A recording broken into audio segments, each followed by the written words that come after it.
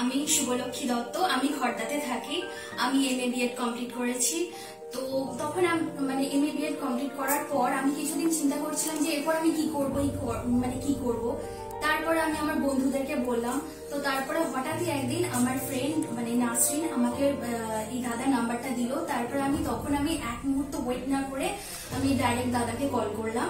তারপরে দাদা বললো যে তুমি তাড়াতাড়ি এসো এবং তুমি জয়েন করো এবং তুমি দেখো যে ক্লাসটা কি। তারপরে আসলাম। আসার পর দাদা আমাকে বললো যে তুমি অবশ্যই তুমি ইমপ্রুভ করবে তোমার স্পিকিং এ। কিন্তু আমি বিশ্বাস করতে পারিনি যে কি করে আমি বারবারটা সংস্কৃতের স্টুডেন্ট হই। কিন্তু আমি from my core of my heart আমি এখন আমি বলতে পারি যে আমি অনেকটাই ডেভেলপ করেছি এবং ইন ফিউচার আমি আরো ডেভেলপ করব।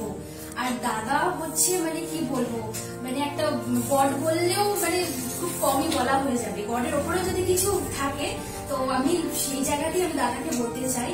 তো দাদা এত এনকারেজ করে, আর দাদা শুধু স্যারই নয়, দাদা আমাদের ফ্রেন্ড এবং আরো অনেক বেশি কিছু। তো আমি এই 5 দিন ক্লাস করার পর আমি বুঝতে পেরেছি যে আমি পারবো।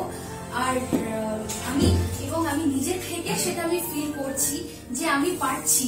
আর দাদা এতটাই হাতে ধরে মানে কি বলবো, এতটাই হাতে ধরে শেখায় যে মানে এটা মানে শুধু আমার মুখের কথাতেই নয়, এতটাই হাতে ধরে শেখায় যতক্ষণ না মানে কেউ পারবে ততক্ষণ ধরেই তার সঙ্গে লেগে থাকি এবং সেটা করিয়েই ছাড়বে।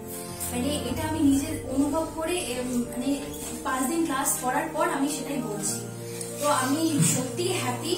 আর আরো একটা আমার কাছে আরো মানে ফ্যামিলির মতন হয়ে গিয়েছে।